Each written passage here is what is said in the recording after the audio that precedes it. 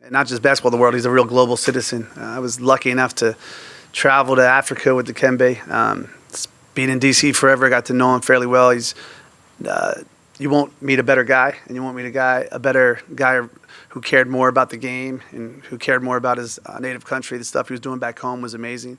A real pioneer, and it's a tremendous loss, certainly in the basketball world, but in the world period. He's just a legend, and it'll be tough to be here without him. Tim, you at the end of last season, the final 20 games, you got to look at Anthony in a different role. Carl was injured. Reflecting on kind of taking the summer, what happened in the playoffs, but how do you think about that stretch of time and kind of those last 20 games, what you saw from Anthony and maybe the group as a whole? Well, we continue to challenge Anthony because we think he'd be one of the best players ever, and that we don't say that lightly. And with that expectation comes tremendous responsibility. So I thought not just the last 20 games, but he's grown tremendously as a leader. He's starting to find his voice where he's more comfortable calling guys out in a very positive manner. He's one of the more positive, great players I've been around. So, again, there's no skipping steps. We're asking him to do something that's really, really, really hard. Very few guys in the NBA have ever done it, but we think he's capable. And that stretch, and you just saw his ability to wear different hats. And it's not just on the offensive end. I think when Anthony's locked in defensively, there's no better on-ball defender in the NBA. And we're just unbelievably encouraged by his continued development and really proud of him. As of right now, you have two guys on your roster that have player options for next season, Nas and Rudy. What goes into factoring into that? When do you start to talk about, making progress or not on that, and what are some of the factors that go into that? We've had some nice discussions with Rudy. Certainly we want him to be here as long as he wants to be here, and we hope he ends his career here. With Nas, it's a bit different. There's not much optionality from a team side. There's not much we can do, but we feel like our goal is to ensure that everyday guys come in and have fun. They get better, their voice is heard, and we win a lot of games. I think we do that. We'll continue to see guys who want to be here. We were really encouraged by Mike last year, who certainly could have got more in the open market. Anthony and Jaden both agreed to 5-year extensions last year. So we think the environment will oftentimes create the desire to stay here, and all the guys are happy right now, and hopefully we continue to keep those guys here long term. Tim, in the NFL, we see teams paying the quarterback and then building flexibilities and add pieces around them. Will we see more of that in the NBA going forward, and how will that affect the league? Yeah, I think it's a great question. I think we're still learning. I mean, the new rules are some of the consequences are unintended, quite frankly. I don't know of anyone intended to make it this challenging to make moves, make trades when you're above certain aprons. But you got to be smart. You got to be lucky. You got to hit on some of your draft picks, and then I think you have to be, as much as possible, build teams that can stay together for multiple years, because I think there'll be a lot of turnover just because the finances become rapidly so big for some of these teams. So I don't know if it'll be exactly like the NFL, but we've studied different leagues. We've studied the NFL extensively, how they've kind of done those things. But it'd be disingenuous for me to say I know. We're still learning as we kind of get deeper and deeper into the CBA. And then we saw Steph, LeBron, KD kind of take Ant under their wings in the Olympic experience. How do you think that helped him and affected him? What better way to spend the summer than some of the best players to ever do it? Not just players, but great guys. And it was really neat to see him develop these really close bonds. I mean, like him and KD became really close. And having watched a guy like KD kind of grow up, I know how much he loves the game and how much he puts into the game. So Ant's already talked to us about, hey, this is how Steph prepares, or this is some of the things LeBron does day to day. So he was around some of the best to ever do it, and he won. The first time Anthony's won it all, and I think at any level. So he's got that taste, and he's coming back hungrier than ever. What are the advantages of running it back with the same personnel versus bringing in a couple of fresh, new people to add new energy to the roster? Yeah, I don't think there's any certain answer. If you look at the last, decade of teams that have appeared in the conference championship, there's a lot that run it back. There's a few that made major changes. There's a lot that returned without making changes. So I don't know if there's anything that's really linear that connects if you want to bring it all back or you want to make major changes. But I think anytime you bring fresh energy, it can be beneficial. I think anytime you can add depth, it can be beneficial. But only time will tell. We're not sure what we're going to look like, but we can't wait to start on Friday. Chris has talked about wanting to improve offensively this year. How do you think you make that happen? I mean, Chris is such a good coach. We have such confidence in Finchie's ability to put people in the right spots. I think we'll see a tremendous jump from Jaden this year. The contract's done. He had a great summer. I think Nas, his best basketball is in front of him. And, sometimes we forget how young Anthony is. So his development, it's been so dramatic and rapid, but we forget that it's really just beginning. He's still just a baby. Tim, you mentioned talking about building this team around Anthony in the future. How much dialogue and communication do you have with him in terms of your vision for this team with him, and what's kind of his reaction to what you guys talk about in terms of building this team around him? Yeah, I mean, it's not my vision. It's a collective vision. I think the players, we're all colleagues. We're all part of this one unit. So it would be remiss for me not to pick the brains of these guys who've seen things I'll never see, who know what it's like to be out there. So we talk pretty consistently about everything. And ultimately, my role is very small, but Anthony's role, Mike Connelly's, Rudy's, Finchie's, collectively, those guys are going to define our success, and we got to pick their brains about how we look today and how we look tomorrow. You said even first year you were here that you have to build around Anthony and try to make sure that his competitiveness and all that stuff is in peak form. At what point did you realize when you got here that this was the path you had to take with Anthony, and that you had to build around him and make sure that his timelines kind of were always going to be competitive? Again, it's not some well-laid plan. A lot of it was luck, and I was very fortunate to have these great partners in ownership and Finchie and this really, really good roster. But I don't think I think one of the hardest things in the NBA is to learn to win. You can learn to lose, and the habits that you develop in those really important early times, you never lose them. So you can win to a certain level, but I think you can reach a glass ceiling if you're allowed to skip steps and you don't develop habits that are generally commensurate with elite winning. So Anthony's developing those habits. Jaden, Nas, these guys, if you look at the win percentage of those number one picks and look where Ant is, again, unbelievably proud of him be able to win that much. But oftentimes, I think late in careers, the issues that we see with guys were developed early. They were just looked past because they were so productive individually. So we didn't want to allow Anthony to play meaningless basketball or develop bad habits. And it's been the opposite. His habits are elite, and I think because of that, we'll see these tremendous jumps each and every year. Tim, what are realistic expectations for Rob Dillingham this year? I think he's dynamic with the ball. I think people would be very surprised by his playmaking. I think it's a real point. He cares. We've kind of been blown away with the work ethic and care factor of a bunch of our young guys this summer. He's coming from a storied program, playing for Coach Cal. But specific to role, it's up to Finchie. It won't be given. We think he can help us. He brings some things we presently lack with the quickness and the ability to create a shot whenever he wants. But it's a blessing and a curse to be drafted to a good team where the minutes aren't just given to you. So he's ready for the challenge, and we're hopeful as he gets more and more comfortable in the NBA that he can make an impact sooner rather than later. Thank you, Tim. Thanks.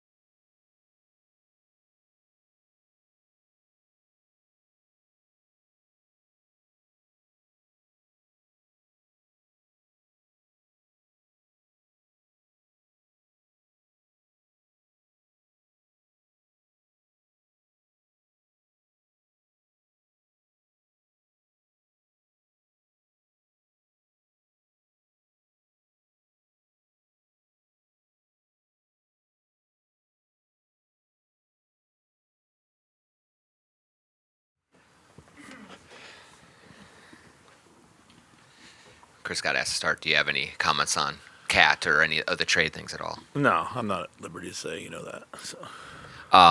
You talked at the end of this season, last season, about the concentration on offense and offensive improvement going into this summer. What did you come away with in examining things over the summer that are points of emphasis and that you're going to lean on to kind of boost that number up? Yeah, I think three things stick out in my mind, really. I think we can get better in transition. I mean, we forced a lot of turnovers. We didn't really cash them in quick enough.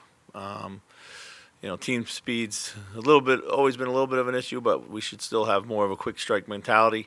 We probably led the league. Well, I know we led the league in turnovers in the crowd. Those kind of careless ones. Those are ones you can control. So that would be number two. And then the most important thing would be clutch offense. Just decision making and offensive efficiency kind of at the end of games, and maybe even also I would throw an end of quarters at that too. So. Did you convey a lot of that to guys in conversations over the summer? Like, how does that start to sink in so that maybe when camp starts, it's not all new to them? Yeah, we have these conversations throughout the summer for sure, individually and collectively with what we're trying to accomplish. But they are major kind of talking points as we start camp. We'll review them.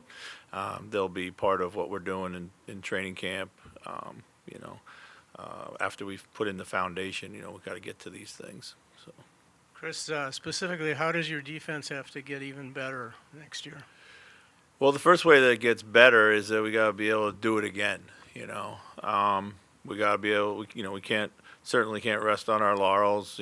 Last year, all credit to our guys. They came into the season with the mindset of forging their identity through the defensive end of the floor. That has to be the case again. Given our personnel, it should be the case for sure. We have an incredible amount of defensive talent and also defensive versatility. But, we need to – there are, again, just like offensively, there's marginal gains to be had. I think we can be better defensively. We were amongst the best zone teams in the league. We could probably play zone more, but we got to figure some things out there. Fouling's always been an issue for us, so we could always reduce the number of fouls. Clutch offense has kind of been maybe the one negative thread in the last few years that's come with a lot of success. Do you just view that as like younger guys needing to continue to evolve? Like, is there a difference in tactics? Like, how do you approach that problem that's kind of been there for a while? Good question. I mean, certainly there's several ways to approach it. First and foremost, a lot of it has to do with Anthony's growth and continued development there. It's been a big point of emphasis for him. It will be. Putting him in those situations, maybe finding some better packages, on the coach's side, some better packages for us to close games with, some better or different combinations of guys than we have in the past, and then finally, I think sometimes we might go away from what we know is really, really good, and that's Mike Connelly. I think Mike Connelly certainly is, when you look at the numbers, one of the best. One of the best with the ball in his hand late in the game, making the right play, and particularly when he's in combination with Rudy and with Ant. So first and foremost, we got to get Ant better because that's where the ball's going to be a lot. But we do have other options. We're going to miss Kyle. Kyle was huge in those situations.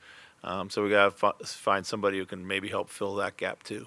My other one off of that, this team obviously was very different when Mike wasn't out there, or like at the end of that Dallas series when he just wasn't healthy. So how do you approach this season knowing that he did get hurt at the end of last year and trying to preserve him and make sure he's as good as can be? Or do you write off the end of last year as just kind of an unfortunate timing thing? Yeah, I think, obviously, Mike is kind of, getting up there in age, but, we don't treat him like he's like some septuagenarian or something like that, He does a really good job of communicating with us, talking with us about how he feels. I do know from previous experiences that he kind of likes to, keep going with the flow if he's playing well. Being mindful of his minutes for sure.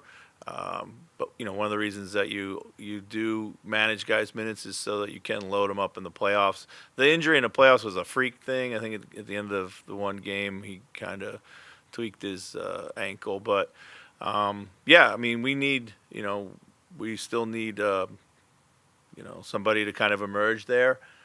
We feel comfortable with the options that we do have, whether it be Nikhil. Anthony can obviously slide over, play more of a lead guard role. Joe Ingles is an outstanding decision maker, playmaker, pick and roll player in particular.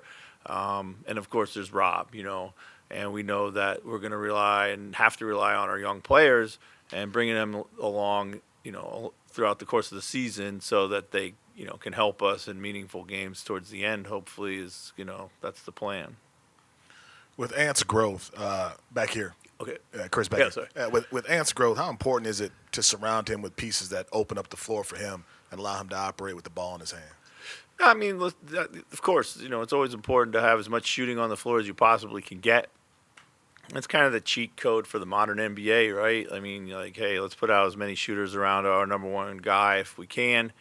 But, there are other ways to play the game. There's other things that we have to be willing to do if we're not able to, just put 40% three-point shooters out there. We're still a team based on movement and cutting, fluidity. We need to reestablish that. Some of that has to, some of that burden also falls on Anthony to move and accommodate his teammates out there too. So, we also saw last year in the playoffs that, teams are committed to giving 2 defenders for sure, and oftentimes 3. And we had wide open shots, and those shots didn't go in by really, really good shooters. So there has to be a plan B. You can't can't always be just shooting. So and a follow up to that, Yeah. In that ambition, what's the value of having big shooters on a team like that when you have a guy like Anthony Edwards? a lot of shooters. Big shooters, stretch fours, 5s who can hit 3s. Yeah, I mean, the shooting's great. Doesn't matter where it comes from, So, what I really love is versatility.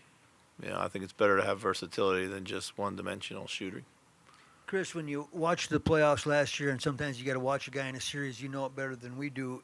Luka Doncic was unbelievable with his patience and his almost understanding. Just about time you think he's going to go to the basket, no, he's not, but he's going to come back to him. All those things. Can you teach that? Can they gain that from the playoffs? Watching a superstar like that, where it's just like it's 1 second beyond what you think he might, and all of a sudden he's got an open look that you can't explain. I'm there's surely stuff to be gained by watching other great players play, but all these guys are unique in their own right. If you've watched Luka play, he's been doing that since he's been 14. He has an incredible feel for the game. Everybody's a little bit different. Our star players can do things that he can't do. And our system is a little bit different than that. Based on what our star players can do. So, but for sure, he had an incredible series against us and had a great season overall. And they built a very, very complimentary team around him, which accentuates all those great skills he has. So. Chris, in regard to Nas, right here, Chris. Yeah. In regard to Nas' career high in minutes last year, obviously 6th man of the year. Yeah. But how close do you view him as a potential starter? Do you feel like he could be ready for a role if called upon in a starting role throughout an 82-game season? And we're lucky. We feel we have 7 or 8 starters. That's a great thing. Incredible depth, starter level talent. Obviously can only start 5 of them. We have, we've talked about looking at lineups where we get him on the floor more, maybe at the small forward position. That most likely isn't as a starter. Just finding ways to continue to grow his role. But his importance to us is incredible. His ability to kind of impact, our team off the bench with incredible energy and offensive shot making. Every year he just seemingly figures out a way to cement his role in a way we didn't necessarily kind of see coming. We know it's there, but it's always been a little fluid, and he's found a way to kind of maximize those moments and those opportunities and just kind of make it part of what he does every day. Chris, it seems in the NBA these days that teams are kind of built to win now, or they're built to win sort of later down the line. You seem to be in a situation, and have been in your career a couple times, maybe in Houston with James and New Orleans with AD, of kind of playing both of those timelines. Did you take anything from those experiences that you find applying, to today with Anthony? Yeah, I mean, listen, like I think it's a journey. Certainly, we're not going to take anyone by surprise this season, like maybe we did last year a little bit. So it's I don't look at it as like us on two timelines. I look at it as like us on one timeline. There's the only really, I think when I look at the modern playoff landscape, the only thing and how it pertains to like getting winning a championship. The only thing that really matters to me, or seemingly matters to me, is making it there every year. Like you have to be consistently there. Like, of course, if you look at Boston, they're clearly an entrenched Eastern Conference Finals team. King of the hill over there in the East and the West. It's not so much. It's like it feels like it's just wide open every year. You have some incredibly talented teams. You got some championship pedigree here. But, the season's just, to me, like Tim Connelly probably says it best, it's not always a linear path to success. So, but getting there every year is the most important thing, particularly for guys like Anthony, and I think, and I know at one point it was the case, but I'm not sure. I haven't checked my facts, but I would imagine it's continued to grow. People that have been drafted number one overall, like I don't think anyone's done more playoff winning than he has as early in his career, and that is the most important thing. So surrounding him with the right type of mentality and the guys who can help win also, and Jaden and Nas, coming into last season, we were unsure about how Jaden and Nas would play in the playoffs because they had missed the year before. So they have to build on what they did last year too. So, yeah. So to me, it's a continuum, and you hope it's one that continues to escalate. We feel confident that we have the ability to do that, but we also know it's going to be tough. Super tough. Tim was just saying he expects a big year of growth from Jaden offensively. When he is playing with players who maybe like to have the ball in their hands a lot, how do you as a coach try to accentuate his growth on that end when the opportunities are not as frequent for him? Yeah, I think for sure we're all anticipating a big year from Jaden. I think he's had an outstanding summer, one of the best ones that I've been able to see up close. I've been in the gym every single day. Want to build off the momentum that he was able to establish in the playoffs. But it comes down to me. I got to call his number more. When you have a team full of a lot of high usage guys, oftentimes that usage balance isn't going to naturally fall to guys like Jaden. He's got to stay ready. He's got to do what he can do in the flow. I think there's a little bit more that can be done there. He can help us in transition. He can help us on the glass. He's a really good cutter and mover off the ball. I think he can get back to a little bit more of that. But it comes down to me. I got to call his number. I got to put the ball in his hands. I do think there's some situations where I could see him as a playmaker for us now. And some of the assistants have been hitting me all summer that he's ready for that. And I think he's always been ready for it. It's just, it's just only so much usage to go around, so. How much are you going to want to see ball movement? How much are you going to want to see people playing off Anthony with the ball in his hands? Yeah, I think for us, ball movement's the king. Whether it's early ball movement for the sake of it, or ball movement away from a crowd, something we got to get a little bit better at, or just making that unselfish next play for the wide open teammate, like something that we really preach and we value. Making the right play is a mantra for us. And then everyone has to learn how to play off of each other. And learning to play off of Ant is I think guys have a pretty good comfort level with that right now.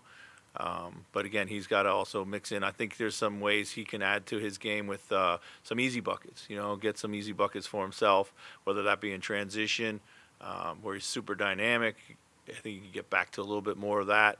And I also believe just kind of being a little bit more, fluid and moving a little bit more off the ball from time to time, just to kind of keep the defense honest. So.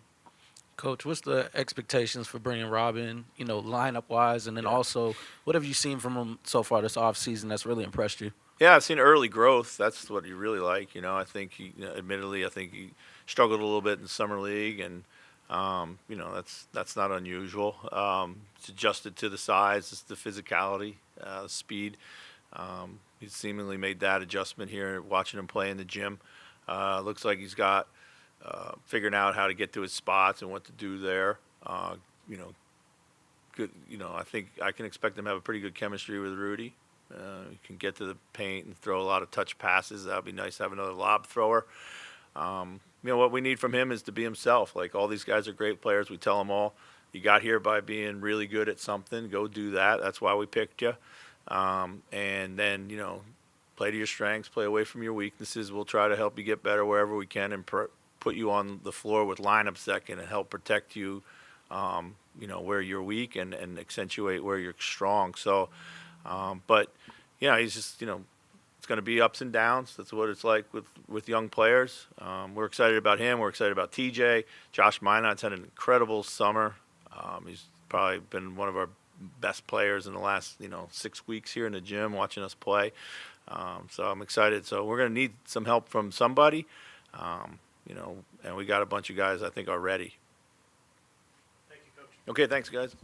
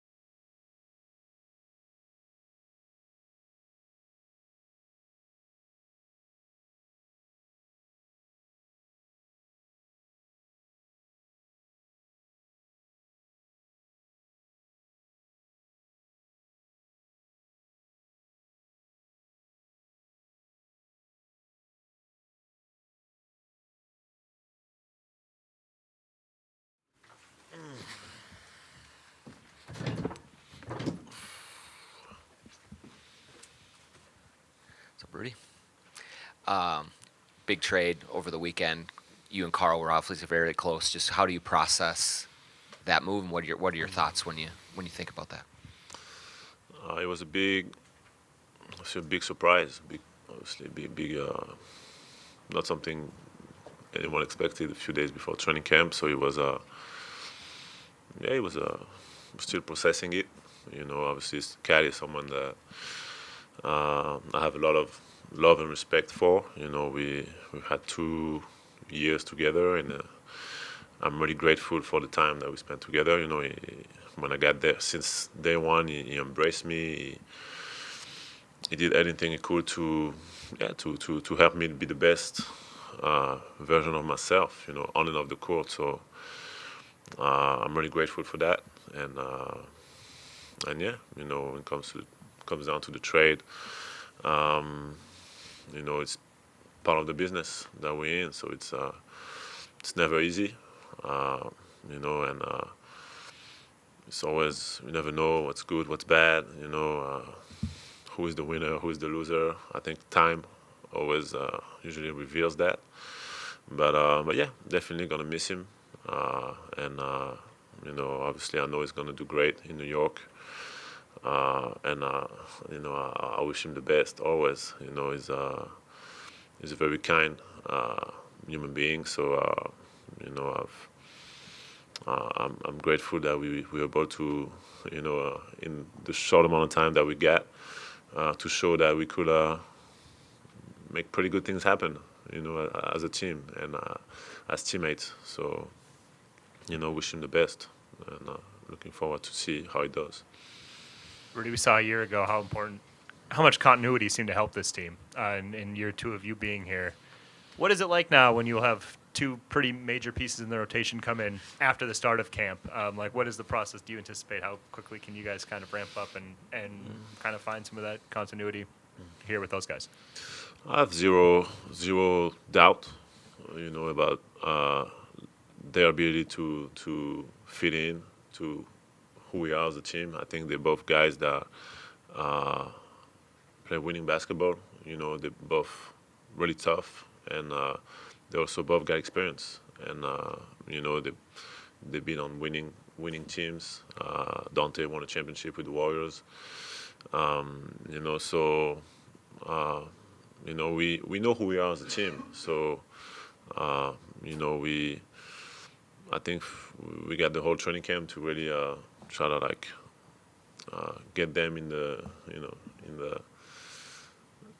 to understand what we try to do, which is be a great defensive team, and offensively, I think that just it's going to be a process to just even for us as a team, adjusting to not having Cat. I think it's going to probably make us play a little different brand of basketball. But yeah, we're gonna have the whole training camp and the whole season to figure that out, and hopefully be ready for to get to where we want to get, which is try to win a championship. Julius, can you give us a specific scouting report on Julius? I mean, you've obviously played against him a lot. What's he like to play against, and what does he bring? Against on Julius. He's a very tough player. One thing I really love about him, I think he's a competitor. He works really hard, and he's we could say he's a little bit of a bully. He likes to attack you, hit you in your chest, and and he's got. I feel like every year he's got better. He's really found his way as a player. From the first days, when he got drafted by the Lakers, until today, and it's been fun to watch him evolve to the star that he became, and I'm really excited to see how he's going to be able to help us to get where we want to get as a team. Rudy, does it feel like championship or bust at this point, given how last season ended? Is it fair to think that way? Do you guys feel that way? Does it feel like a championship or bust type season for you? I don't know if I would say championship or bust, but the normal order of things for us is to keep getting better. And when you come out of the season, when you went to the Western Conference Finals, definitely want to play for a championship. I think that's it's been at least since I got here, it's been my goal and our goal to get to that point. And every year has been full of adversity, but it's been growth, over those years. And now, I think we are at the level of maturity, of experience, where we know that this is what we want to do, and we don't really look at the best option because we think that we have only one goal in our mind, and we're going to prepare and we're going to work as hard as we can to try to be that team. Being the defensive player of the year and seeing this trade go down, whose role does it affect the most as you see it as a player? I think we are. I think Cat is one of a kind of player, obviously. But I think my role in this team is not going to be any different than it was last year. And I feel the same way with everyone in this locker room. Obviously some guys. I'm thinking about maybe Naz. Some guys might have even more responsibilities, but Naz has shown, that he could handle those responsibilities when Cat was injured or even when Cat was playing. Naz was already a huge part of our team last year. So, I think we're just going to be who we are, and obviously there's only one Cat in the world. There's only one player in the world that has that skill set that he has. But yeah, we're going to keep trying to get better as a group and keep the same identity as a team and keep learning and keep getting better. Overall, how was your Olympic experience this summer and playing for the host nation? It was a very rich, in experience. Obviously, a lot of ups and downs, a lot of things happening, during that time. It was a great experience. Obviously, as a competitor, falling short of the gold medal was, wasn't the perfect scenario for me. But at the same time, with everything that happened and my injury and also the adversity that we overcame as a group, I was just really proud and really grateful that we were able to get this silver medal. And also, when I look back and see when I hear how people were inspired, from people in France were inspired from the way we've played and the love and support that we got. I'm really happy, really grateful, for all of that. And like I said, wasn't able to play probably as much as I would like to, or as well as I would like to in those last few games. But I was just really grateful that I was just able to be there, and I'm happy that now I'm healthy and I'm ready for hopefully a great season.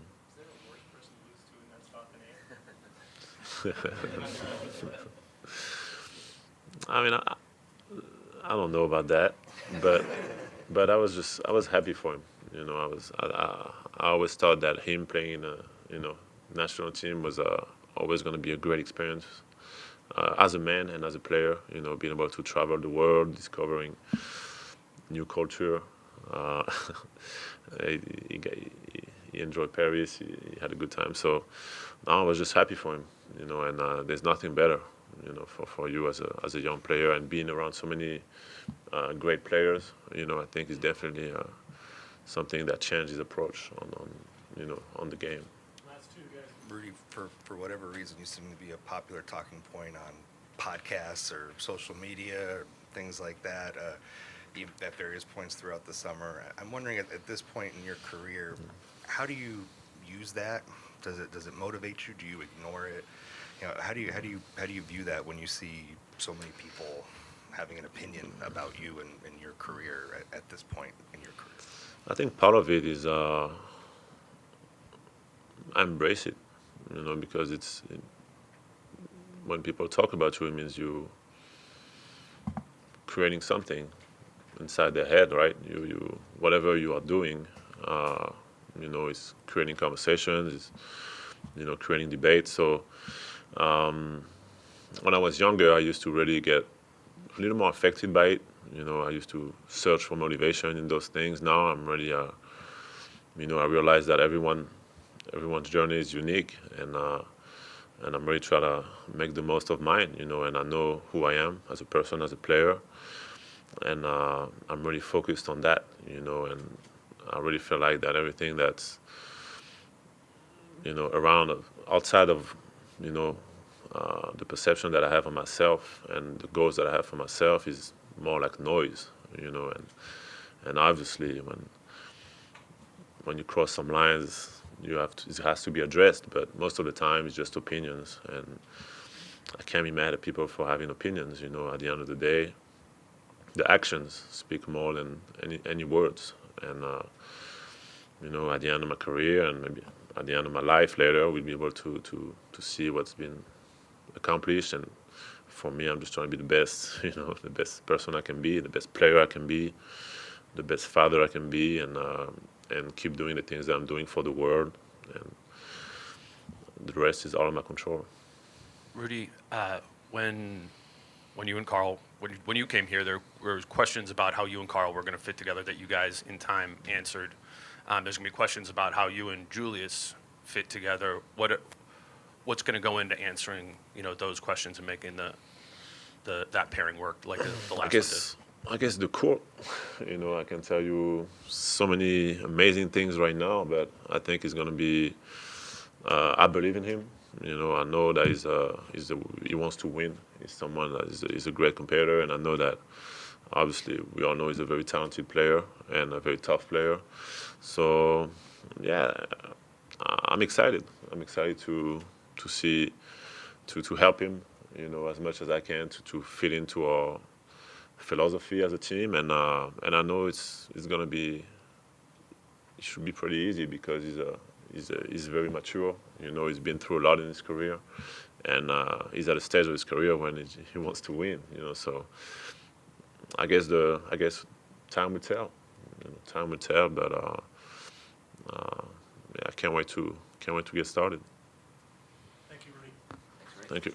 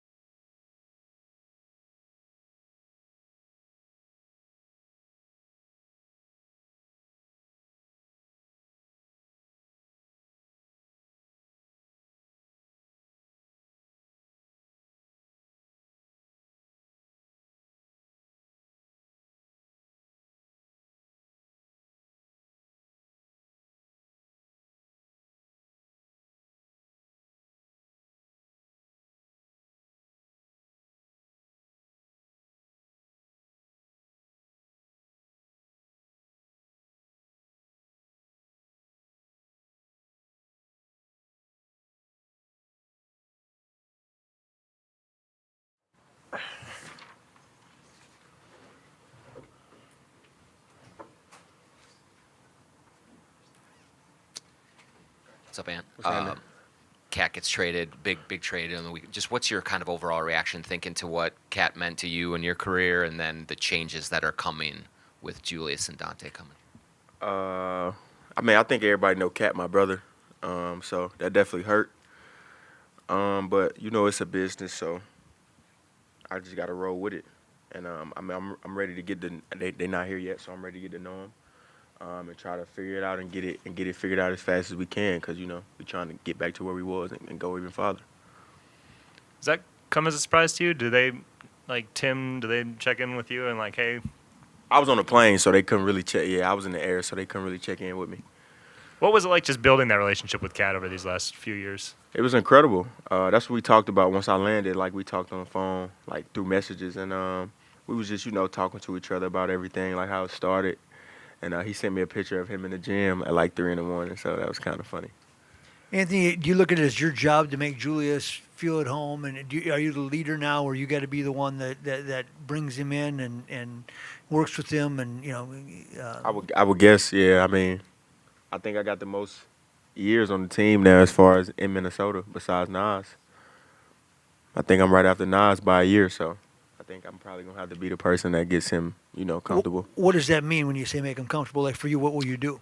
I mean, he's a basketball player, so of course he's gonna be involved with basketball. Just let him know, like, whatever you did over there, come do it over here. We just want to win, Same rules apply. We just want to win, so it should be pretty simple for him to, get in line with everything that we're trying to do. What part of your game have you worked on to elevate this year? My catch and shoot tray ball.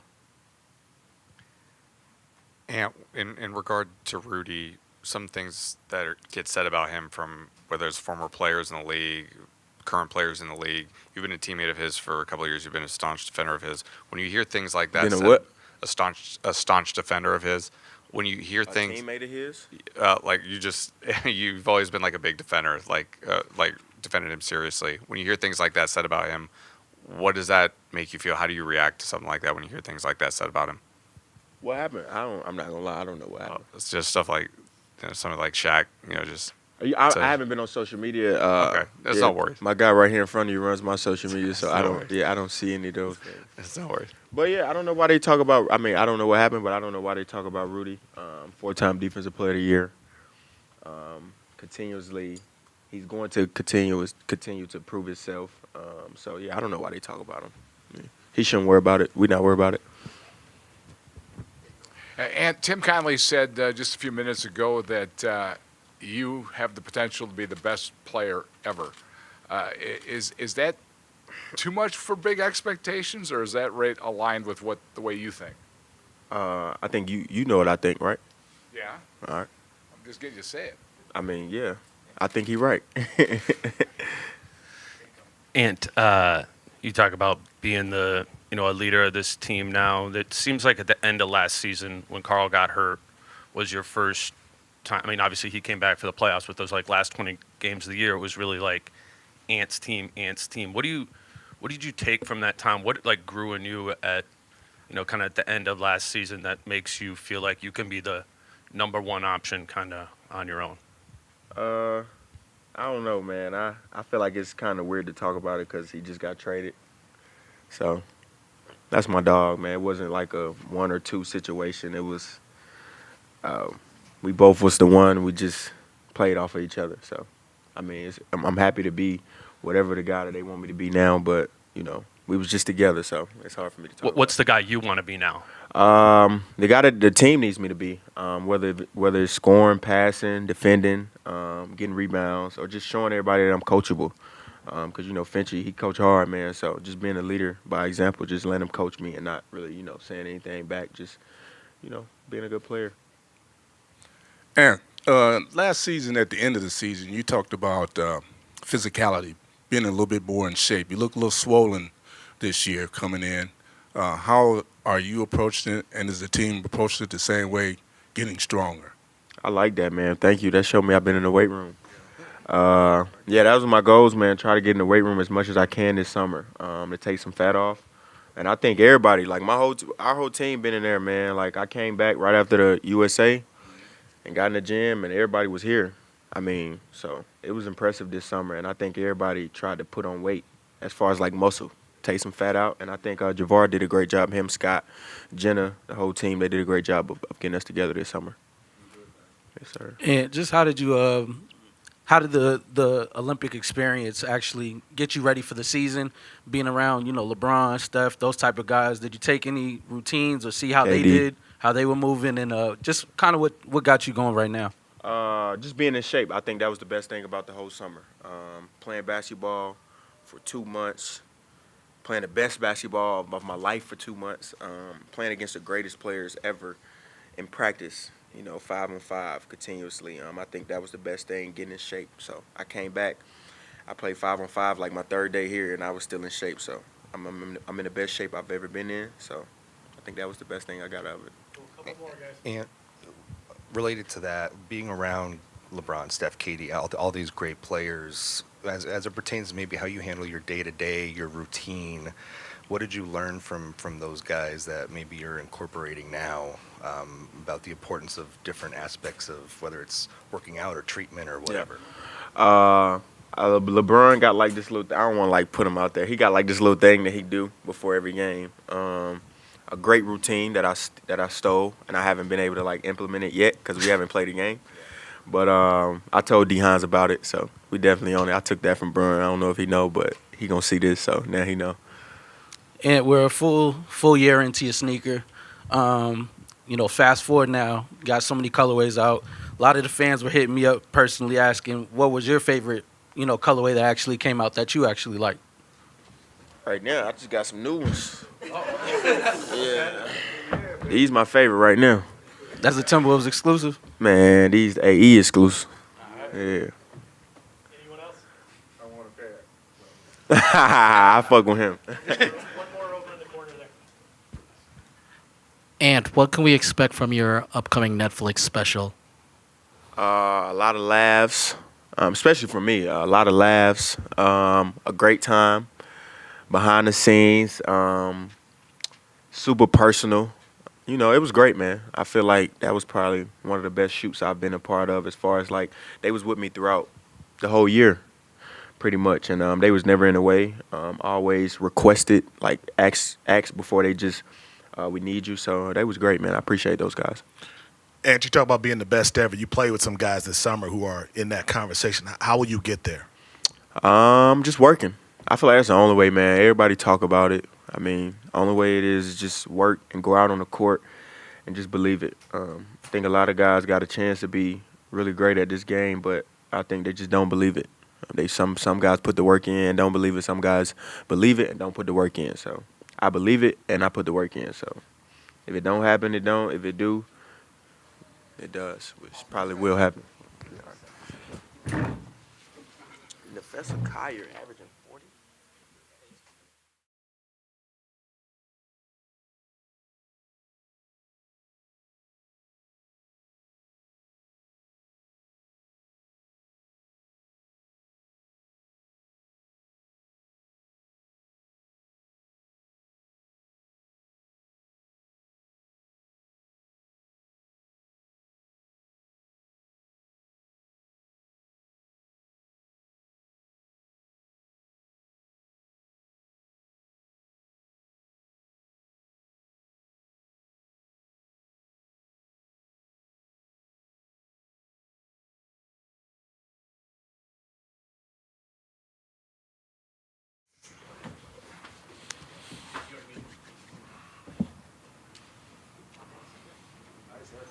Appreciate it. Thank you. All right, who wants to start us off?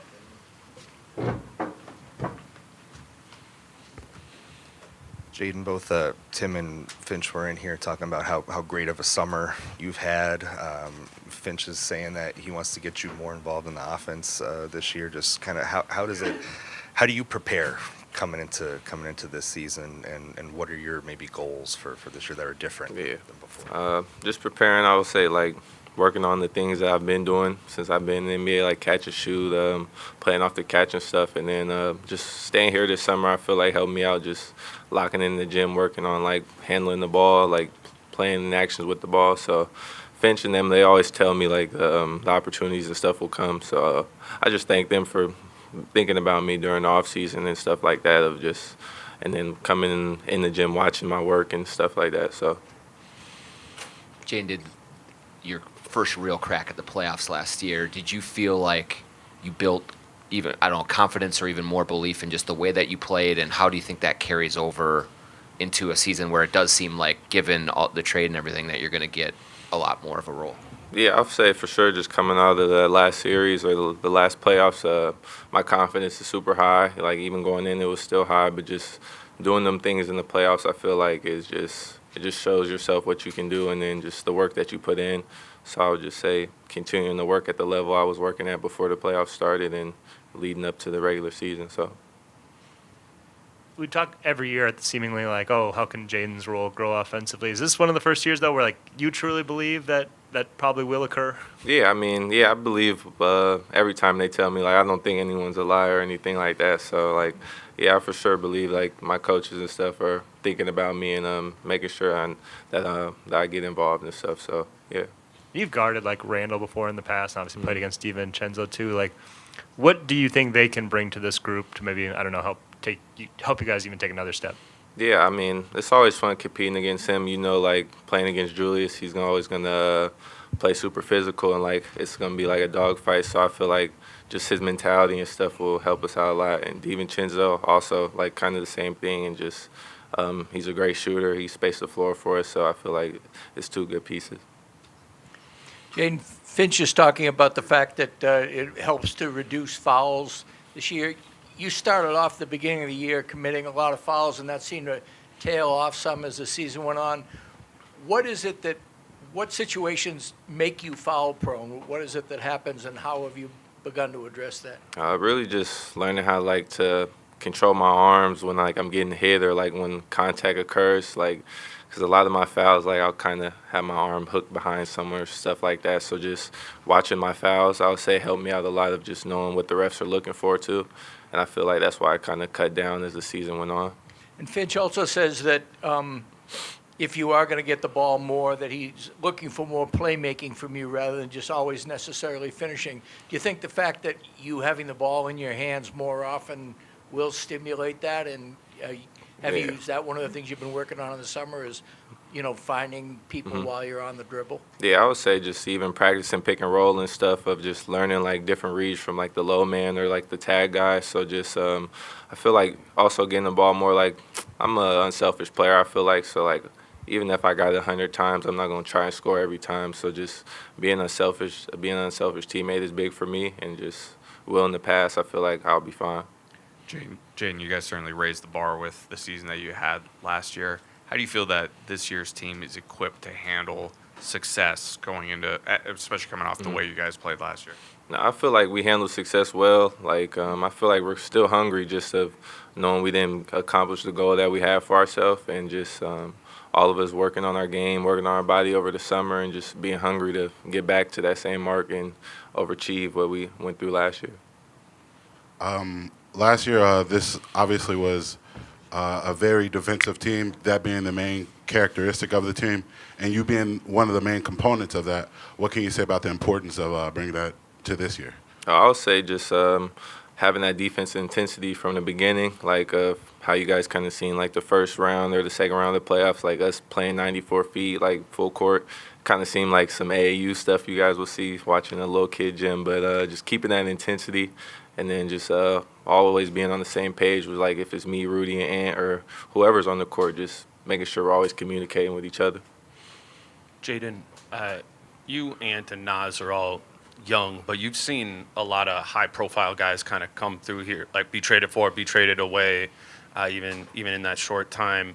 Do you feel like there's an element of, like, that you guys are kind of prepared or know how to deal with change and, relatively big change? I feel like, we're kind of, don't want to say we're used to change, but, like, ever since me and Ant and Nas been here, like, our first year we had coach change, GM change. So, I mean, I feel like we're built for the adversity and, like, to go through it. And I feel like, as we do go through those things, it makes us the players we are today, and just continuing, like, to keep hustling and keep being the players we are.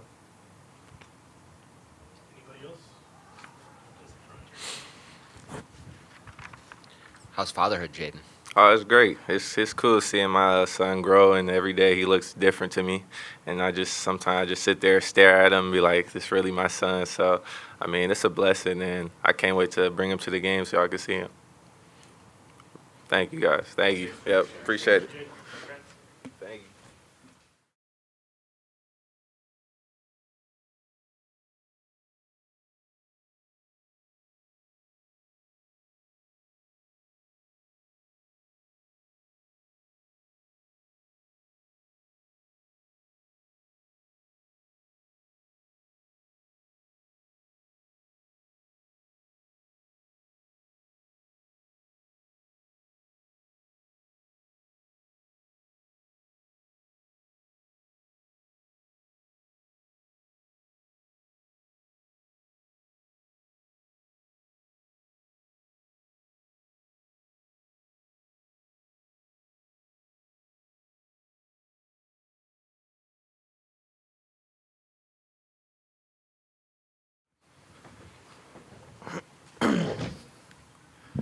What's up, yeah?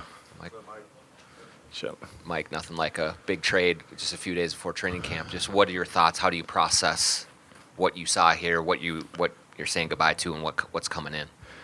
Yeah, it's a lot. You don't think, that happens right before training camp, but it does. It's part of the business, and it's the sad part of the business too. You get comfortable with guys, and you form relationships with people, and not just them, but their families and everybody who's been around them. Obviously, Cat, what he means to the city, to our team, a very special individual.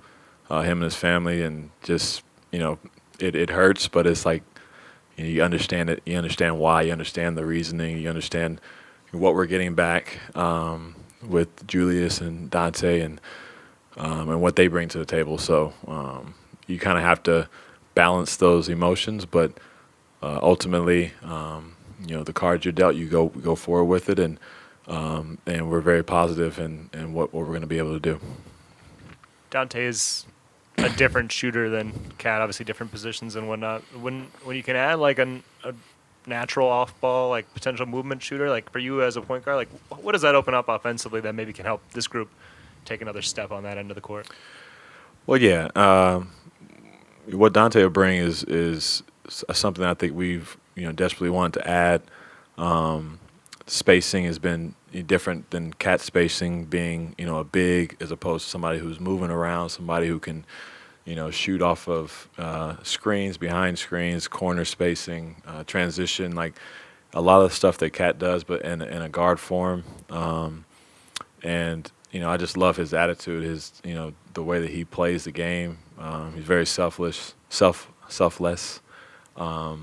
it's all about winning. He's a champion. He knows what it takes, and I think that he's one of those guys like Drew Holiday that you need guys like those individuals to win at a high level, and we're very excited to have him and Julius on the team. Mike, you kind of talked about the conflicting emotions after the trade. How do you balance the knowing that you guys just came off a Western Conference Finals appearance last year, but also Tim's been around this league a long time, and trusting him and his vision for the team? Where's the balance between the two, really? Yeah, no, we have all the trust in the world in Tim, and what he's been able to do for this team in a short period of time, and where we've been able to get to. So there's no, you don't feel any way towards him or anybody else. And from my understanding, they handle it better than probably any organization has probably ever handled trading somebody. So super professional in the way they work their business, and obviously it's tough when you're building something and you have a season like we did last year. We've kind of broke through the door and got to a point that we're right there. We can just change a couple of little things, and maybe we'll have opportunity to get back there again.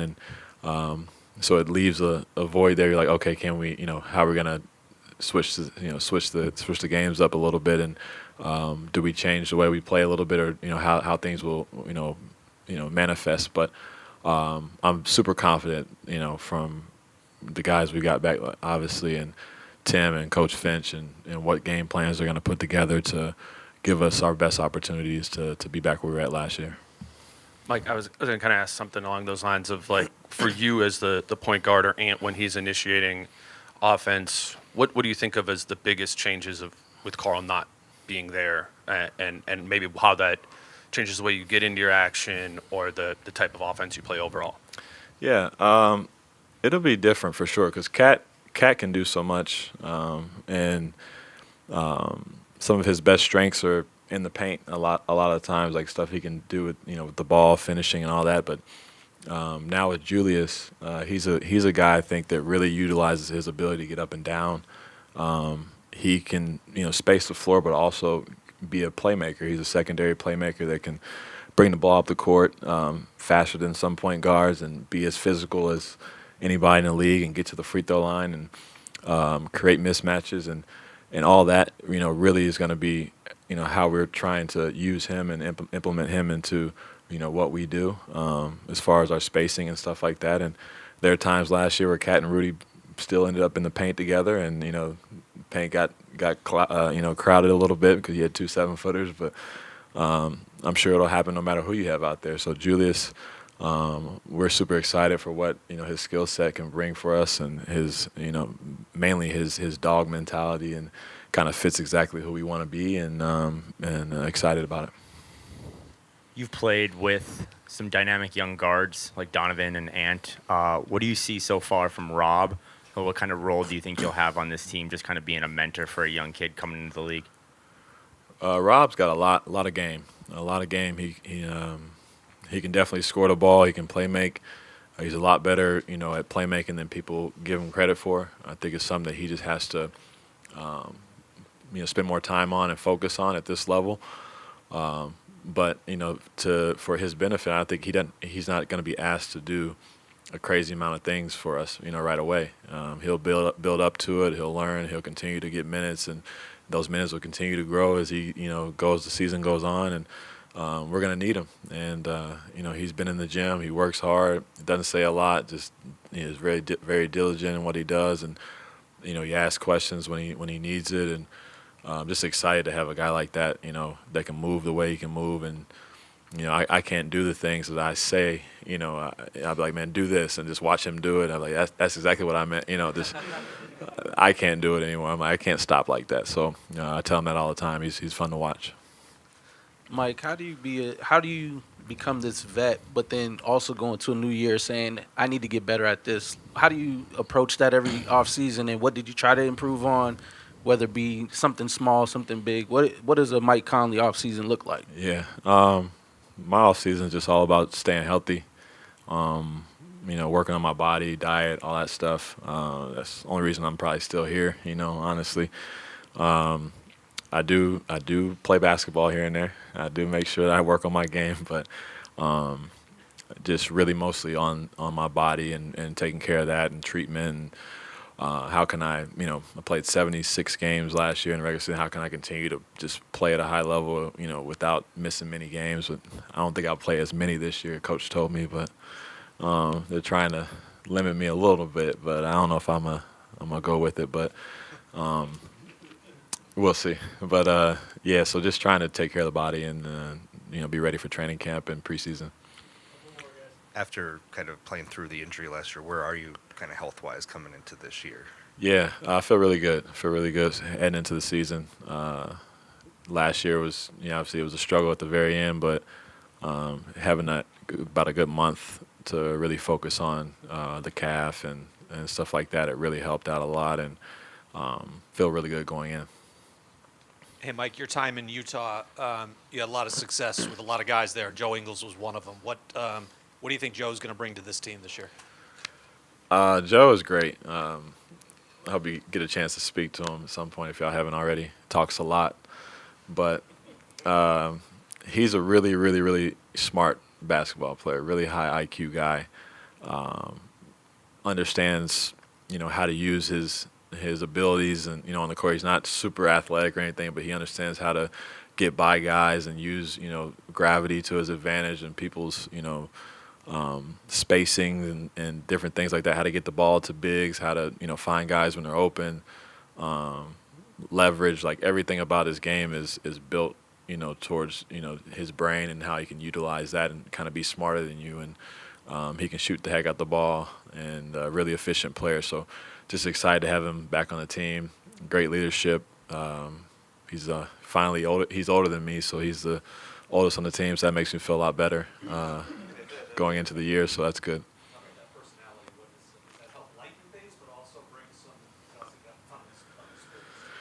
Yeah, his personality is infectious. It's similar to Ant a little bit, but in a little bit different. But he wears bandanas in the weight rooms, and just does random things and talks nonstop, and talks trash when he shoots and works out with whoever it is. He has something to say. So he's just a good dude, good guy to have around your locker room. And like you said, his experience, speaks volumes, and what he's able to, help our younger guys, and even me or anybody else who might need it in certain situations.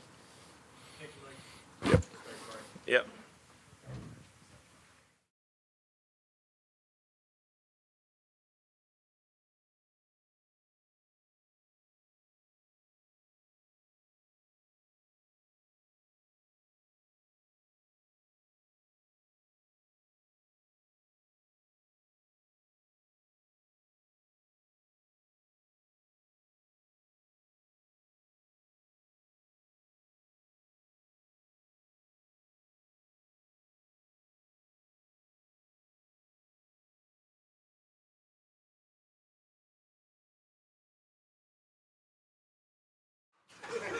Screw Mike. I don't care what he said. Someone's going to tell the truth. Thanks for the heads up, too. I legit thought I was walking into like a photo or something. We can take a couple. Nah, I can hear someone. That guy right there. Hi, guys. Hey, Pleasure. Joe, can you just kind of take us through kind of the thought process and how it went that you landed here? What made this the right spot for you and how it came together? Yeah, actually, funny enough, now I was talking to them last year a little bit too, and a big part of my decision last year, may or may know, with my son being on the spectrum, and we'd always known a school in Orlando, the reviews about it. I never knew if it was actually going to be good or not, but not saying the basketball side in Orlando wasn't great, but the big part was my family and Jacob and what he needs, and it ended up being the right decision because he loves the school he's at.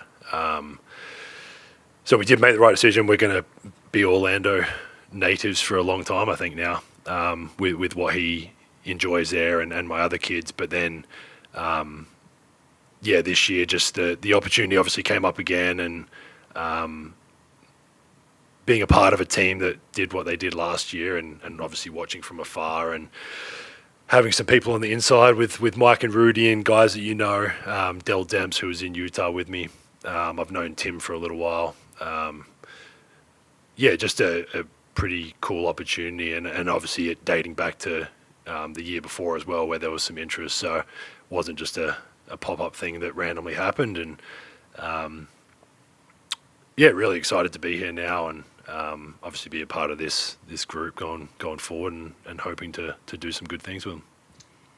The way that your vast experience with Rudy, just what do you think works so well with your pairing and comfort level, and what do you have figured out about him to be able to come in here and just... Has anyone figured anything about him? We're still working on it, 3 years in. So. I had 8 years with him, and kind of 6 of them we played pretty big minutes together for a while, so I wouldn't know the number, but a lot of pick and rolls. I think us both over those 6, 7, 8 years, just understanding each other of what works for us both. Obviously, what I wanted to do, and obviously for me, it was trying to figure out how to get him the ball the easiest way. And that was a big part of it. And obviously, then Mike coming in late and helping us both. It'd be fun to play with him again. I think a lot of those. It's been a couple of years, obviously now since playing with him, but a lot of that stuff becomes kind of natural. I think once we get out there again together, you just automatically go back to some of the things that happened. Obviously, different coach, different system, whole different state. But excited to be back out there with obviously him and Mike, and obviously to play along with Ant and Jay and all these guys. It's going to be exciting. Do you feel like your thunder got stolen as like being the big off-season splash? Me? Yeah. I'm not trying to be any thunder anywhere. I'm I don't even want to do this, to be honest with you. This might be the only time you guys speak to me, so ask away, because I might not do any more media the rest of the year. What did you like in your few years working with Mike, and just like, I don't know, excitement level, maybe just getting to play with him again?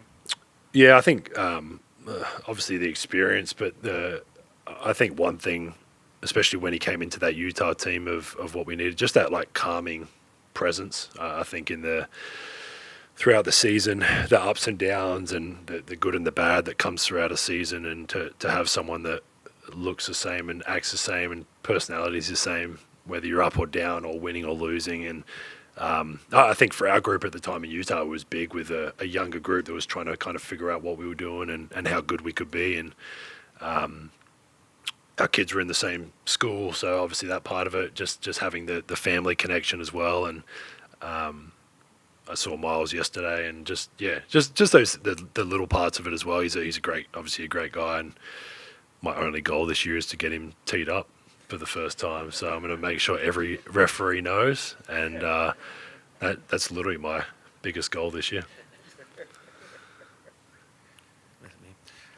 Joe, in your time in Utah with Rudy, you guys made a change at kind of power forward midway through that that journey of your 8 years there. Obviously, this team's making a change at the 4 as well.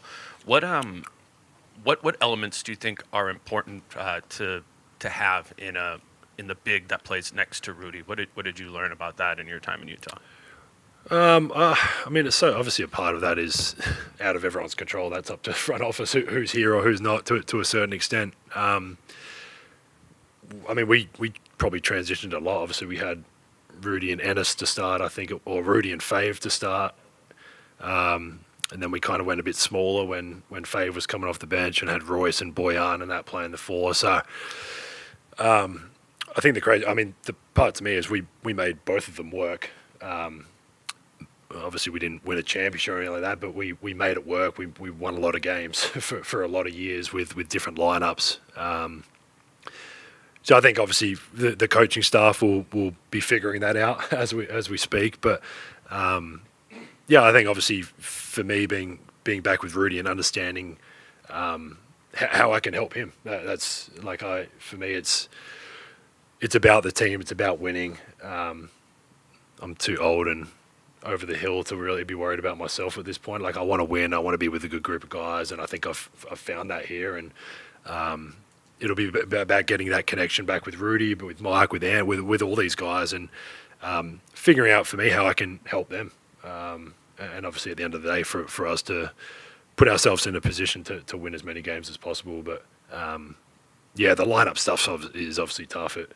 It changes throughout the year. There's injuries. There's all different things. But I'm sure Finch and his staff will be figuring out the best way that we can play. Say, Joe, I hope you do come back and do some more interviews. You bring a good spirit, man. I don't know. We'll see what your question is first. No, simply, you've played on a lot of good teams. You've been a good player on some good teams. When you look at the chemistry of our team now, the team here, Timberwolves, mixture of both veterans and some young players, what do you see in the team? Do you see, as you know, this team can go much further this year? Yeah, I mean, obviously, part of me coming here was that, like the winning, competitive nature that's here, and hearing what guys talk about where they fell short last year, and me already being home and watching these games, and that you can see how bad they want to win. You have Finch sitting in row 3 trying to coach, and it was a cool atmosphere to watch and be to watch from afar. And obviously they've got Ant who's probably more than likely going to be the face of the league soon, and just a great roster, a great coaching staff. Me and Finch yelled at each other when he was coaching the English national team and I was playing for Australia. We went at each other from the sidelines, which was my only other experience with him, which was a wonderful experience. But just like combining all the things that obviously you see from afar with Rudy and Mike, and obviously getting a chance to play with Ant and these guys, like it's exciting. So, like I said, my goal is to help this team in any way that I can, whether it's playing, sitting on the bench, helping. That role, obviously, being 37 in a couple of days here, the perspective and understanding changes a little bit. For me, it's about winning. It's not about me individually. It's about being in a good, fun situation and winning.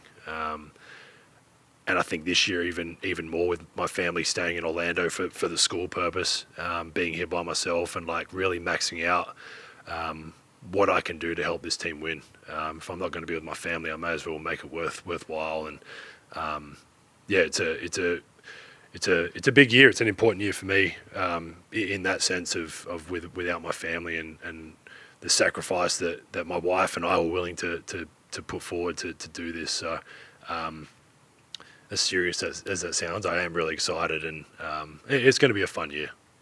Good luck with it. Thank you. You have a lot of experience, obviously, playing with Rudy, the player, but you also got to know him as a person. What do you think when you hear all the older generation, the retired guys, or some of the people that take kind of shots at him or single him out in terms of his play or just who he is?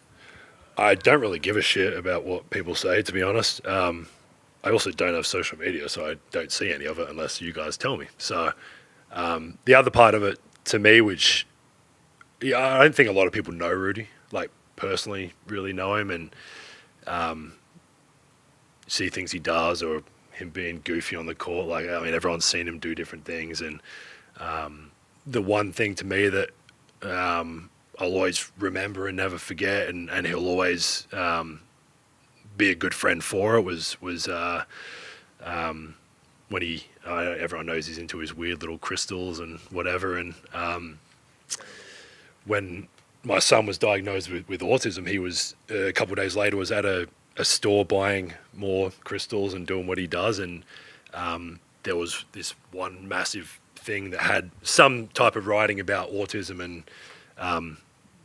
the connection or whatever it was, and he bought it and gave it to us as a gift at that time, when it was pretty rough. And then also we've got twins. Jacob's a twin.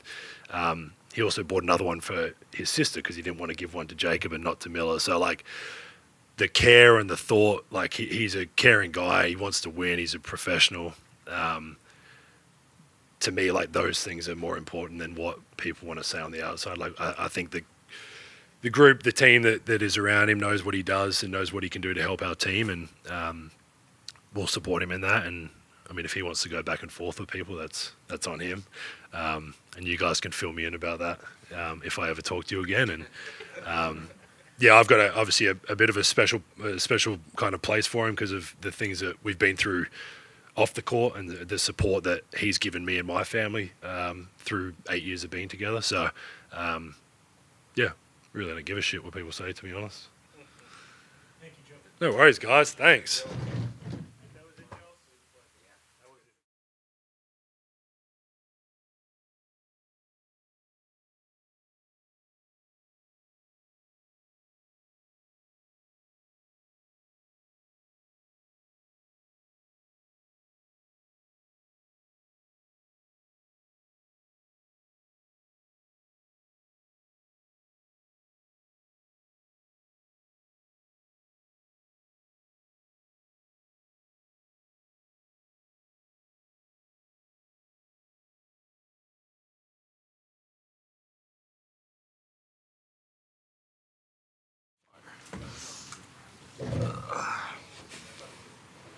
What's up? You know, media day.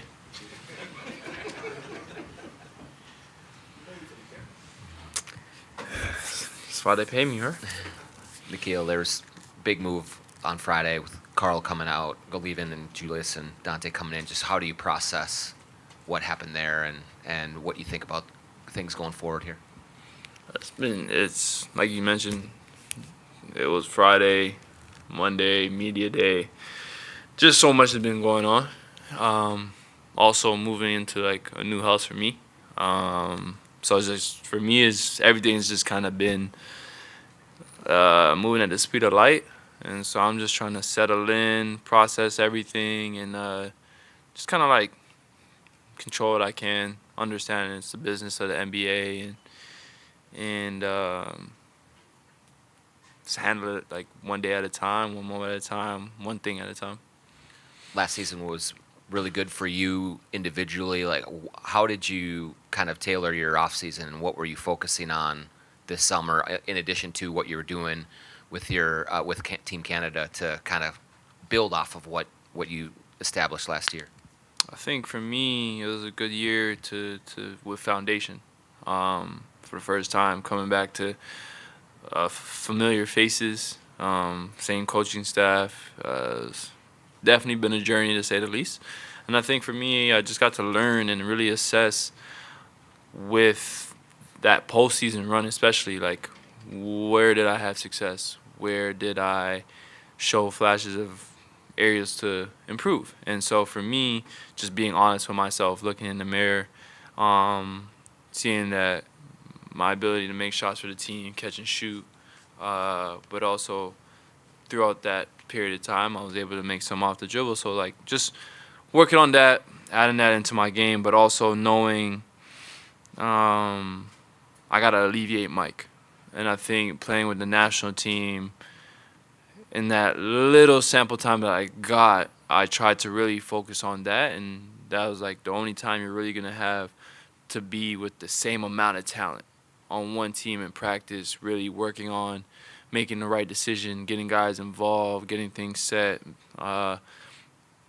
poise, et cetera, et cetera. So for me, it was just using that moment and experience to grow as a basketball player, because that's when you're going to get live reps and looks, and then, pretty much build from there. So much of your game, Nikhil, seems to be built on confidence, and that's always seemed like it's been there defensively for a while now. Like when you talk about trying to get even better as a playmaker and all the things you can do, off-ball shooting, that kind of stuff, like where are you at in that process of just kind of understanding exactly how much you can do on the offensive end and exactly how impactful you can be on that end?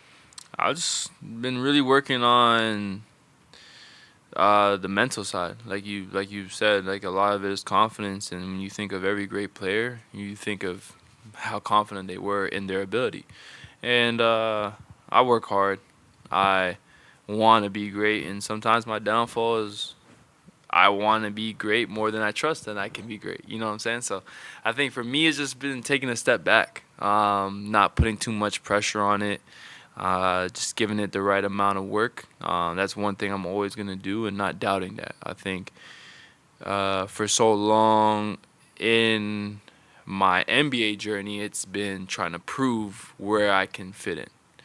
And so that edge, to a degree, can really get going, and once it gets going, it's hard to kind of get out of it, especially with how fast the season is. So for me, it's just been stepping back, a lot of taking my time with things. Rome wasn't built in a day, and enjoying that process. I feel like I've been able to accomplish something great here and making the Western Conference Finals, playing on an amazing team, having a chance to carve a role for myself, something I always wanted to do as a kid. So I think everything will fall in place, and it's just allowing it to fall in place with all the work I do.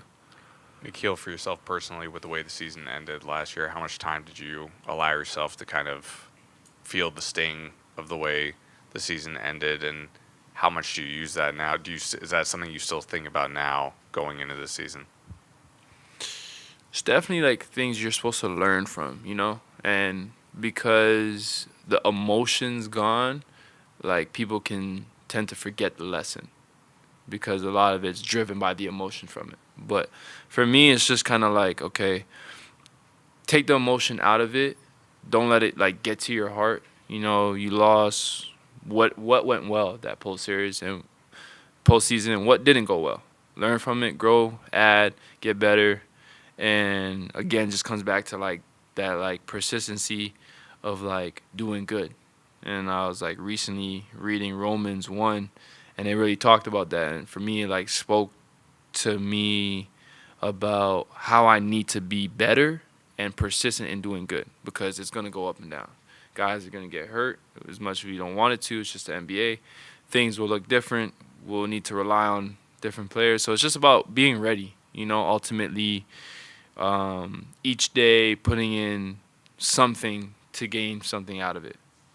Whether it's treatment, whether it's watching film, working out, but not so much looking at results and looking at the overall picture, and I think that's one thing that helped me. Nikhil, you had a really interesting year last year in that your per 36-minute counting stats were career low, your usage rate was low, but your lineup net ratings and stuff were really high. You took a lot of charges. You hit a lot of threes. You really kind of did all the little things that don't necessarily show up on the stat sheet. Was that conscious? Was that part of conversations with the coaching staff or what they wanted out of you? How did that evolve that way? Kind of just over time, things kind of took its course, I guess.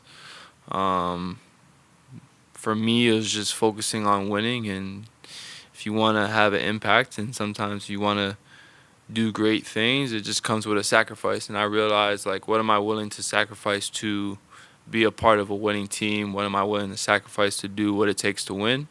And I guess as a result, some of those things that you mentioned were things that I had to sacrifice, and definitely learned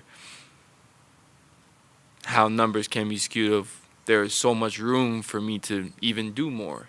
And to a degree, there were things I felt like I did have a career year in, like you said. And so I think it's just about taking away what matters to winning, because it's like what matters to me. And I think over time it just showed because of what mattered to me. You expressed a lot of gratitude and happiness for the way you were kind of accepted here and the way you kind of felt at home on this team last year. You're coming up on a contract year now.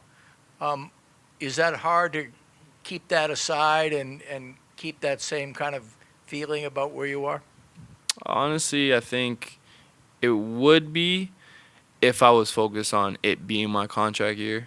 I think that could be a trap as well, because now it's like noise, because now someone can get caught up in what matters, trying to do too much or playing it safe or whatever the case may be. So for me, it's just like come in, help the team win, and whatever happens will happen, and trusting that I do the right things for a better outcome for myself and the team. Nikhil, you said in the past you had to figure out how to fit in. What do you see from Rob Dillingham when he's sort of in that same position that you were in? What have you seen as he tries to go through that development process? I definitely see someone who's confident, and I think that's really key. He believes in himself and his ability, as he should, and he's earned the right to be here. And I think to a degree I can understand him, where he's coming from. And so just knowing that he's willing to learn and eager to help out and just try to have an impact. It's we had a talk today and he was just asking me about small things like that and trying to get an advantage that any way he can to hit the ground running. And I think small things like that are what's going to set him up for a long haul, because he's super skilled, super talented, and he has a lot of abilities. And I think this year we can definitely use him. And so just got to take time, and just remembering that it's going to take time. I mean, he's a rookie, on a team that's winning. So I think the pressure shouldn't be on himself to do anything out of the extraordinary. He doesn't need to carry a franchise. He just needs to be the best version of himself that he can be, and he'll be all right. And Nikhil, going off of that, you and Dillingham will probably share the court quite a bit this season. Have you thought about what that kind of tandem's going to look like in the backcourt, or how you guys will blend together? Not much, honestly. I haven't. To be honest with you, haven't. But seeing his ability, not worried at all. I think that from the conversation that we've had this summer, in the weeks prior, just leading into everything, I think he's someone who cares about winning, and I really like his game, so I think it's going to gel well. And for me, being on 3 different teams, being traded, I think at this point in my career, I understand how to play with different people on and off the ball. Something I've been doing my entire life, growing up with Shea, going into college, playing with Justin Robinson, and now. So I think it's just how can I help him be the best he can be from what I know already, and let's go from there. Thank you, Nikhil. Yep. Appreciate it. Yes, sir.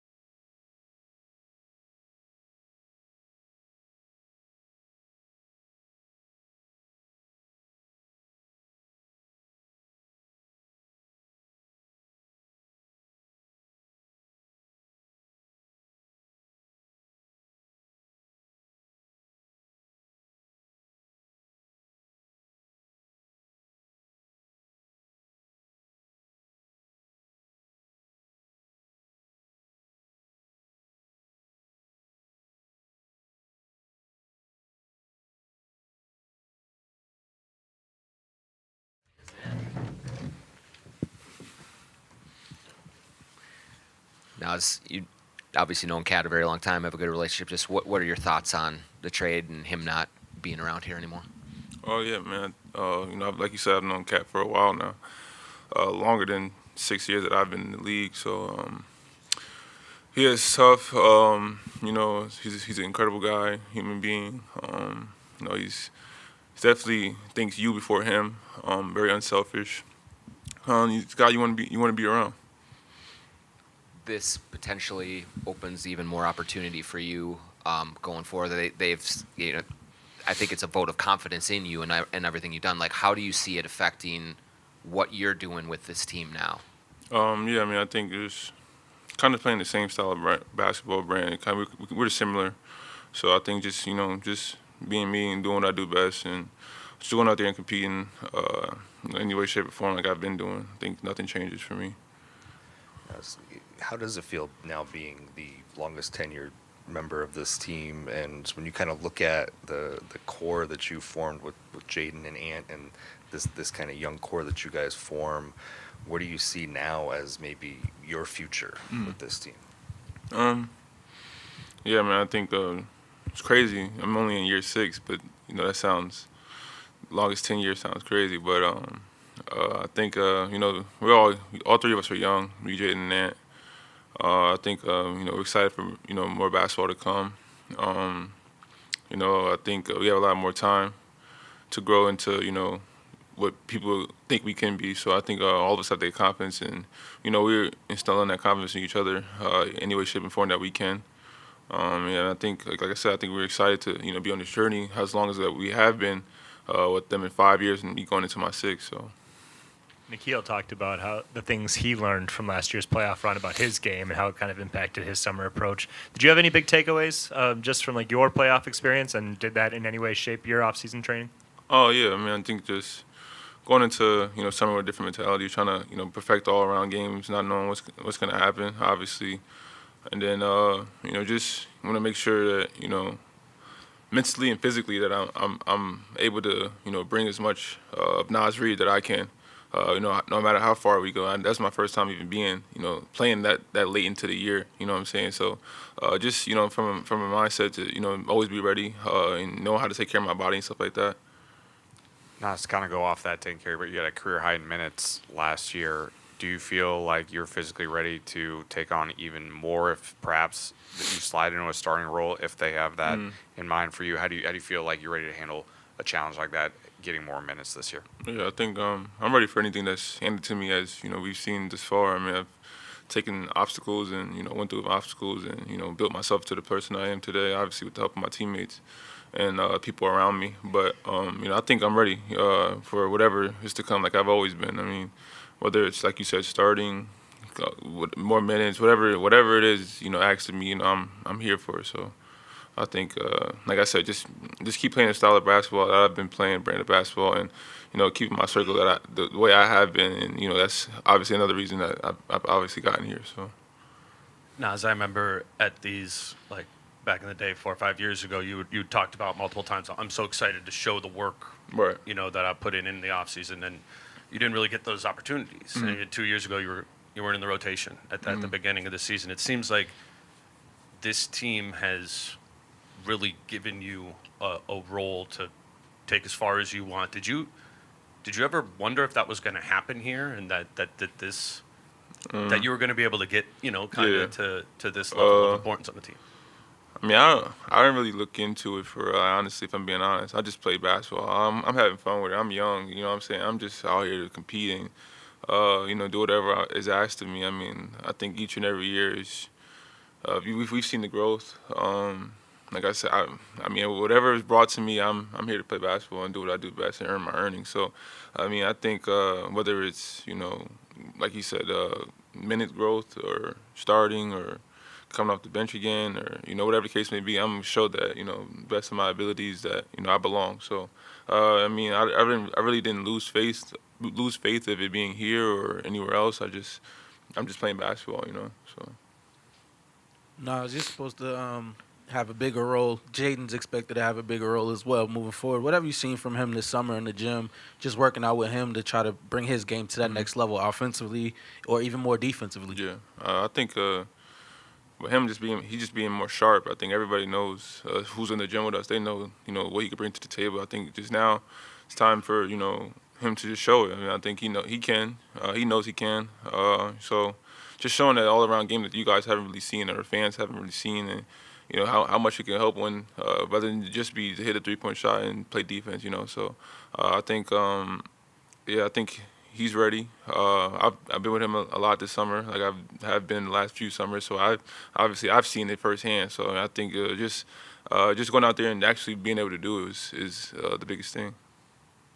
Now, as in a pretty large sample size, over 900 minutes, you and Rudy, when you were on the court, the Wolves gave up less than 100 points for 100 possessions.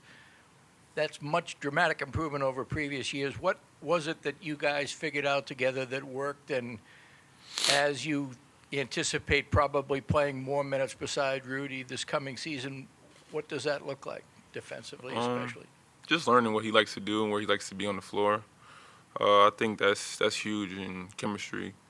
Just knowing his rotations and knowing other guys' rotations as well, knowing where they're supposed to be. I think one gift that I had, or one blessing that I have, is being able to guard multiple positions and understand where they're supposed to be, who are they supposed to guard, and the rotations that they're supposed to be in. So let's just say if Rudy was to crack back and go block a shot or something, I know I have to go crack down and rebound. So just playing off of him and understanding and knowing where he's supposed to be, because obviously I played the 5 at some point as well too. So I know what his rotation is and where I have to be next. So.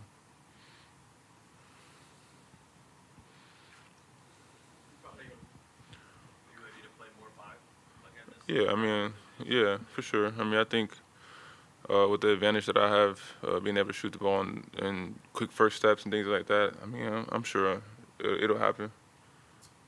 In your 6 years here, the first couple of years were kind of lean years. The team wasn't as successful. Coming off a Western Conference Finals trip, does your mentality change at all, going from being like the hunter to the hunted? Hunted, yeah, 100%. I think I even had that mentality going into this whole draft process and stuff, where I was in high school, just that guy, this and the third, to now I'm hunting. So I kind of got to feel what you mean. Yeah, I think the West is deep.